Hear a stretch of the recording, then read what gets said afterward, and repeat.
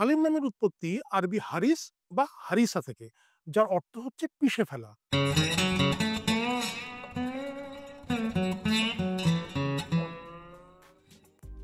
2003 সালে এক গবেষণা অনেককে চমকে দিয়েছিল। ওই গবেষণা মতে সারা দুনিয়ার 1.5 কোটিরও বেশি মানুষ নাকি মঙ্গল সাম্রাজ্যের প্রতিষ্ঠাতা দুর্ধর্ষ চেঙ্গিস খানের বংশধর। ভাবুন একবার, নানা সময়ে নানা কারণে এই উপমহাদেশে এসেছে নানা জাতি, আমদানি করেছে নানা ধরনের খাবার, যার সাথে মিলেমিশে আমাদের নিজেদের এবং পাতের খাবারের অবস্থাও এখন চেঙ্গিস খানের বংশধরদের মতোই। আমাদের অতি পরিচিত হালিমের কথাই ধরা যাক। বাংলাদেশের শহরে প্রায় সব বাড়িতেই ইফতারের অন্যতম প্রধান আকর্ষণ এই হালিম। তো হালিম এলো কোথা থেকে?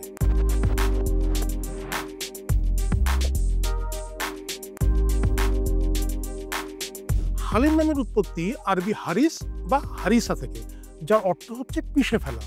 তুরস্ক, ইরান, মধ্য এশিয়া, আরব, আর্মেনিয়া সহ বিভিন্ন জায়গায় এই খাবারের তুতো ভাই বোনদের দেখা মেলে, যার মূল উপাদান মাংস, ডাল, গম বা বার্লি আর মশলা। মশলাই অঞ্চল ভেদে হালিমের স্বাদে এনেছে ভিন্নতা।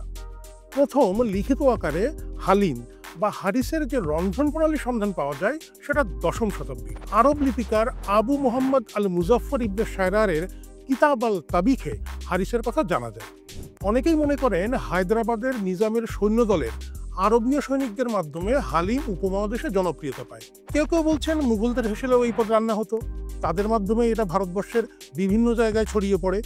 তুরস্ক, ইরান, মধ্য এশিয়ায় প্রচলিত কেসকেক, আর্মেনিয়ার হারিসা আর বাংলাদেশের হালিম একই পরিবারের সদস্য।